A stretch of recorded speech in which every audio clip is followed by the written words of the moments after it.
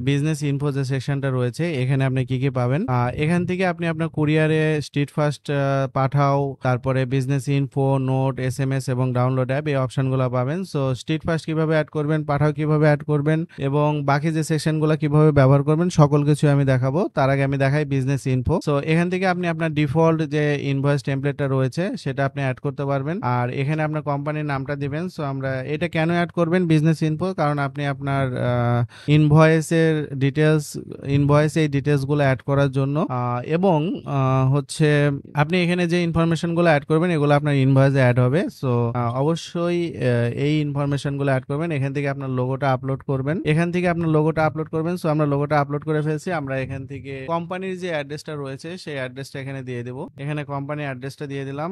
কোম্পানির যে ফোন নাম্বারটা রয়েছে সেই ফোন নাম্বারটা এখানে আমরা দিয়ে দিব, এবং আপনি ইচ্ছা করলে এগুলো অ্যাড করতে পারেন। যেমন আপনি যদি চান যে ইমেল অ্যাড করবো না, সেক্ষেত্রে ইমেল অ্যাড না করলেও হবে। আর কোম্পানির লোগোটা আপনি ইনভয়েসে শো করবে কিনা এটা আপনি এখানে চেক মার্ক দিতে পারেন। সো সবাই তো চায় যে লোগোটা শো করুক। সো আপনি এখান থেকে সেভ বিজনেস ইনফোটা দিবেন। এগুলো অ্যাড করলে কি হবে, আপনার যে অর্ডারগুলো আছে, যেমন এখানে যে অর্ডারটা রয়েছে, যেমন এই অর্ডারটার কথা বলি, এই অর্ডারটা যদি আমরা ইনভয়েসের ক্লিক করি এবং আপনি দেখেন A4 সাইজের ইনভয়েস, এখানে আপনি প্রিন্ট ইনভয়েসে ক্লিক করলে এখানে দেখতে পাবেন যে আপনার আপনার যে লোগো, তারপরে ইনফরমেশন গুলো আছে এগুলো এখানে অ্যাড হয়েছে। সো আপনি যদি এই ইনফরমেশন গুলো এখানে অ্যাড না করেন, বিজনেস ইনফোতে এসে বিজনেস ইনফো সেকশন এগুলো যদি অ্যাড না করেন, তাহলে কিন্তু আপনার ইনভয়েসে এখানে শো করবে না, ইনভয়েসে এই ইনফরমেশন গুলো শো করবে না। তো পরবর্তী ভিডিওগুলোতে আমি দেখাবো যে স্ট্রিট ফাস্ট, পাঠাও, নোটস, এসএমএস এবং ডাউনলোড অ্যাপ এগুলো কিভাবে কাজ করে। ধন্যবাদ সবাইকে।